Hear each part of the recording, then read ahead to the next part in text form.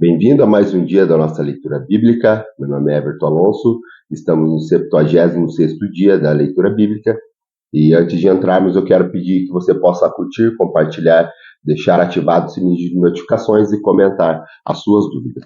Hoje nós iremos fazer a leitura de Êxodo no capítulo 28, iremos até o livro de João no capítulo 7, retornaremos a Provérbios no capítulo 4 e por fim iremos ler a carta aos Gálatas no capítulo 3.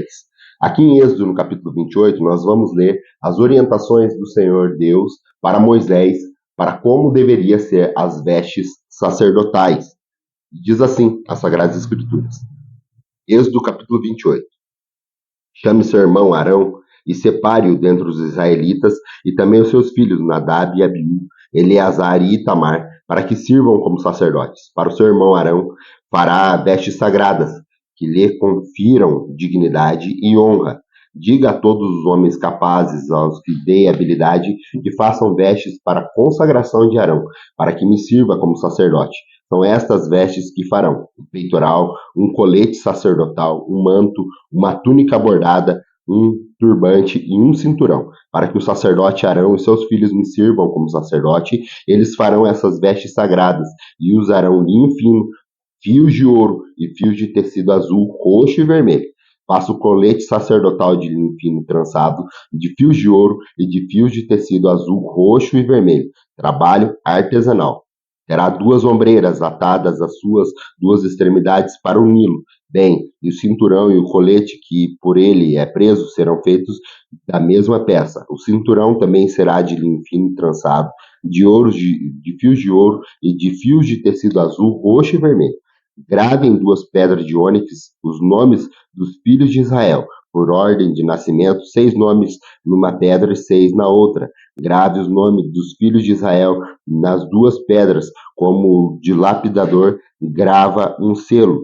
Em seguida, prenda-as nos filigranas de ouro e costurando-as nas ombreiras do colete sacerdotal, como pedras memoriais para os filhos de Israel. Assim Arão levará os nomes em seus ombros e como memorial diante de Deus. Faça filigranas de ouro e 2 correntes de ouro puro entrelaçadas com uma corda e prenda as correntes às filigranas. Faça um peitoral de decisões, trabalho artesanal. Façam como um colete sacerdotal de linho fino trançado, de ouro, de fios de tecido azul, roxo e vermelho. Será quadrado como 1 palmo de comprimento e 1 palmo de largura e dobra de 2 e dobrado em 2. Em seguida, fixe nele 4 fileiras de pedras preciosas. Na primeira fileira haverá um rubi, um topázio, um berilo. Na seguida, uma turquesa, uma safira e um diamante. Na terceira, um jacinto, uma ágata e uma ametista. E na quarta, um crisólito, um ônix e um jaspe. Serão 12 pedras, uma para cada um dos nomes dos filhos de Israel, cada uma gravada com um selo com o nome de de cada uma das 12 tribos. Faça um peitoral de correntes de ouro puro trançados como corda. Faça também 2 argolas de ouro e prenda-as às 2 extremidades do peitoral. Prenda as 2 correntes de ouro às argolas e una-as com peças de ombreiras do colete sacerdotal na parte da frente. Faça as outras 2 argolas de ouro e prenda-nas às 2 outras extremidades do peitoral, na borda interna, próximo ao colete sacerdotal. Faça mais 2 argolas de ouro e prendas na parte inferior das ombreiras, na frente do colete sacerdotal, próxima da costura, logo acima do cinturão do colete sacerdotal. As argolas do peitoral serão amarradas às argolas do colete com um cordão azul ligando o peitoral ao cinturão, para que não se separe do colete sacerdotal. Toda vez que Arão entrar no lugar santo, levará os nomes dos filhos de Israel sobre o seu coração no peitoral de decisões, como memorial perante o Senhor. Ponha também o Urim e Tumim no peitoral das decisões, para que estejam sobre o coração de Arão sempre que ele entrar na presença do Senhor. Assim, Arão levará sempre sobre o seu coração, na presença do Senhor, os meios para tomar decisões em Israel. Faça o manto do colete sacerdotal inteiramente de fios de tecido azul, como uma abertura para a cabeça do centro. Ao redor de cada abertura haverá uma dobra de tecida, como uma gola, para que não se rasgue. Faça romãs de fios de tecido azul, roxo e vermelho, em volta das bordas do manto, intercalados com pequenos sinos de ouro. Os sinos de ouro e as romãs se alternarão por toda a volta da borda do manto. Arão os vestirá quando ministrar. O som dos sinos será ouvido quando ele entrar no lugar santo diante do Senhor e quando ele sair, para que não morra. Faça um diadema de ouro puro e grave nele como se grava um selo consagrado ao Senhor. Prendam na parte da frente do turbante com fita azul. Estará sobre a testa de Arão, assim ele levará a culpa de qualquer pecado que os israelitas cometerem em relação às coisas sagradas, ao fazerem todas as suas ofertas. Estará sempre sobre a testa de Arão, para que a oferta seja aceita pelo Senhor. Teça a túnica e o turbante com linho fino, e o cinturão será feito por um bordador. Faça também túnicas, cinturões e gorros para os filhos de Arão, para conferir-lhes honra e dignidade. Depois de vestir seu irmão, Arão e os filhos deles, unja-os e consagra-os para que sirvam como sacerdote, e faça-lhe calções de linho que vão da cintura até a coxa, para cobrirem a sua nudez. Arão e seus filhos terão de vesti-los sempre que entrarem na tenda do encontro, ou quando se aproximarem do altar para ministrar no lugar santo, para que não incorram em culpa e morram. Este é o decreto perpétuo para Arão e para os seus descendentes. Vamos agora à leitura do Novo Testamento, lá no livro do Evangelho segundo escreveu João, no capítulo 7, aonde aqui vai falar que Jesus vai à festa dos tabernáculos e Jesus ele faz ensinamentos nessa festa e também a incredulidade dos líderes da comunidade judaica. Diz assim, João no capítulo 7. Depois disso, Jesus percorreu a Galiléia, mantendo-se deliberadamente longe da Judéia, porque ali os judeus procuraram lhe tirar a vida. Mas ao aproximar da festa judaica das cabanas, os irmãos de Jesus lhe disseram: Você deve sair daqui e ir para a Judéia, para que os seus discípulos possam ver as obras que você faz. Ninguém que deseja ser reconhecido publicamente age em segredo. Visto que você está fazendo essas coisas, mostre-se ao mundo, pois nenhum dos seus irmãos criam nele. Então Jesus lhe disse: Para mim ainda não chegou o tempo certo, para vocês qualquer tempo é certo. O mundo não pode odiá-los, mas a mim odeia, porque dou testemunha de que o que ele faz é mal. Vocês vão à festa e eu ainda não subirei a esta festa, porque para mim ainda não chegou o tempo apropriado. Tendo dito isso, permaneceu na Galiléia. Contudo, depois que seus irmãos subiram para a festa, ele também subiu, não abertamente, mas em segredo. Na festa, os judeus que os estavam esperando perguntaram: Onde está aquele homem? Entre a multidão havia muitos boatos a respeito dele. Alguns diziam: Ele é um bom homem. Outros respondiam: Não, ele está enganando o povo. Mas ninguém falava dele em público, por medo dos judeus. Quando a festa estava no meio, Jesus subiu ao templo e começou a ensinar. Os judeus ficaram admirados e perguntaram: Como foi que este homem adquiriu tanta instrução sem ter estudado? Jesus respondeu: Meu ensino não é de mim mesmo, vem daquele que me enviou. Se alguém decidir fazer a vontade de Deus, descobrirá se o meu ensino vem de Deus ou se falo por mim mesmo. Naquele dia, aquele que fala por si mesmo busca sua própria glória, mas aquele que busca a glória de quem enviou, este é verdadeiro, e não há nada de falso a seu respeito. Moisés não lhe deu a lei a vocês? No entanto, nenhum de vocês o obedece. Por que vocês procuram matar-me? Você está endemoniado, respondeu a multidão. Quem está procurando matá-lo? Jesus respondeu: Fiz um milagre e vocês todos estão admirados. No entanto, por que Moisés deu a vocês a circuncisão? Abre parênteses, embora, na verdade, ela não tenha vindo de Moisés, mas dos patriarcas, fecha parênteses. Vocês circundam no sábado. Ora, se um menino pode ser circuncidado no sábado para que a lei de Moisés não seja quebrada, por que vocês ficam cheios de ira contra mim por causa que uma cura completamente de um homem no sábado? Não julguem apenas pela aparência, mas façam julgamentos justos. Então, alguns habitantes de Jerusalém começaram a perguntar: Não é este homem que estava procurando matar? Aqui está ele, falando publicamente, e vocês não dizem uma palavra? Será que essas autoridades chegaram à conclusão de que ele é realmente o Cristo? Nós não sabemos de onde este homem, e quando o Cristo vier, ninguém saberá de onde ele é. Enquanto ensinava no pátio do templo, Jesus clamou: Sim, vocês me conhecem e sabem de onde eu sou. Eu não estou aqui por mim mesmo, mas aquele que me enviou é verdadeiro. Vocês não o conhecem, mas eu o conheço, porque venho da parte dele e ele me enviou. Então tentaram prendê-lo, mas ninguém lhe pôs as mãos, porque a sua hora ainda não havia chegado. Assim mesmo, muitos no meio de vocês da multidão creram nele e diziam: quando Cristo vier, fará mais sinais milagrosos do que esse homem? Os fariseus ouviram a multidão falando essas coisas a respeito dele. Então o chefe do sacerdote e os fariseus enviaram guardas do templo para prendê-lo. Disse-lhes então Jesus: estou com vocês apenas por pouco tempo, e logo irei para aquele que me enviou. Vocês procurarão por mim e não me encontrarão. Vocês não podem ir ao lugar que eu estarei. Os judeus disseram uns aos outros: aonde pretende ir esse homem que não possamos encontrar? Para onde vive o nosso povo espalhado entre os gregos, a fim de ensiná-lo? O que ele quis dizer quando falou: vocês procurarão por mim, mas não me encontrarão, e não me poderão ir para o lugar onde eu estarei? No último e mais importante dia da festa, Jesus levantou e disse em voz alta: se alguém tem sede, venha a mim e beba. Quem crer em mim, como diz as Escrituras, do seu interior fluirão rios de água vivas.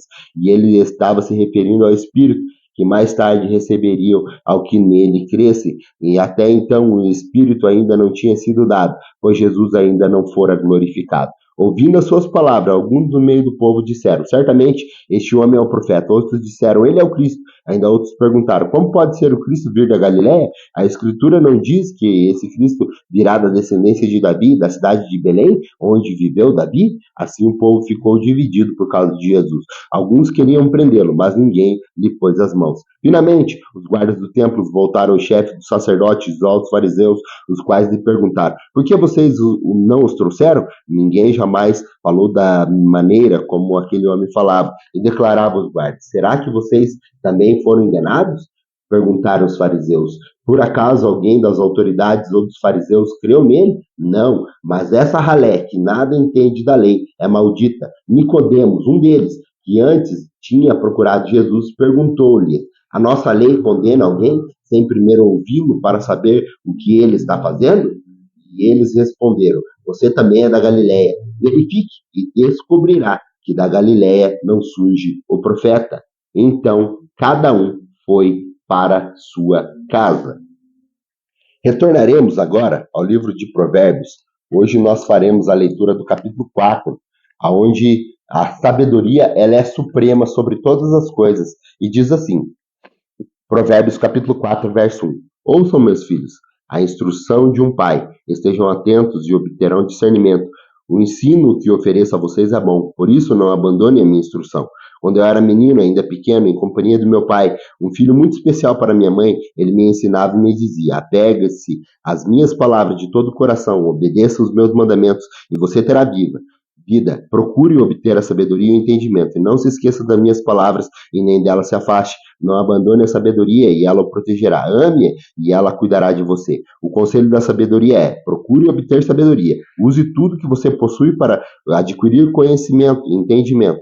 Dedique-se à autoestima à sabedoria, e ela o exaltará. Abrace e ela honrará. Ela porá um belo diadema sobre a sua cabeça e dará de presente a você uma coroa de esplendor. Ouça, meu filho, e aceite o que eu digo, e você terá vida longa. Eu o conduzi pelo caminho da sabedoria e o encaminharei pelas veredas retas. Assim, quando você por ela seguir, não encontrará obstáculos. Quando correr, não tropeçará.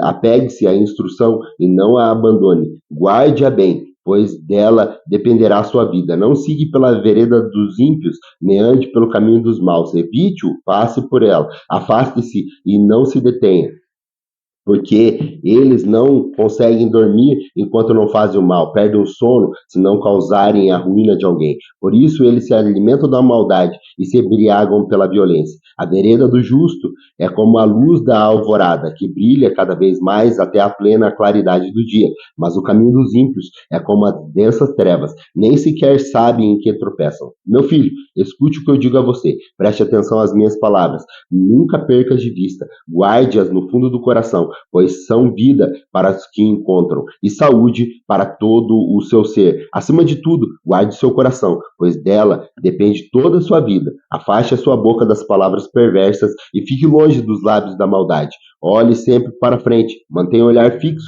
no que está diante de você. Veja bem por onde anda, e os seus passos serão seguros, e não se desvie, nem para a direita, nem para a esquerda, e afaste os seus pés da maldade. Vamos agora para a nossa última leitura do nosso dia, que está lá no livro de Gálatas, no capítulo 3, onde o apóstolo Paulo fala que a lei e a promessa, e também ele fala da fé e da obediência da lei. Diz assim, Gálatas capítulo 3. Ó Gálatas insensatos, quem os enfeitiçou? Não foi diante dos seus olhos que Jesus foi exposto como crucificado? Gostaria de saber apenas uma coisa: foi pela prática da lei que vocês receberam o Espírito ou pela fé naquilo que ouviram? Será que vocês são tão insensatos que, tendo começado pelo Espírito, querem agora se aperfeiçoar pelo esforço próprio? Será que foi inútil sofrerem tantas coisas? Se é que foi inútil? Aquele que dá o Espírito e opera milagres, entre vocês realizam essas coisas pela prática da lei ou pela fé pela qual receberam a palavra? Consideram a exemplo de Abraão, ele creu em Deus e lhe foi acreditado como justiça. Estejam certos, portanto, que são da fé e que são filhos de Abraão, prevendo a Escritura que Jesus e que Deus justificaria os gentios pela fé, anunciou primeiro as boas novas a Abraão.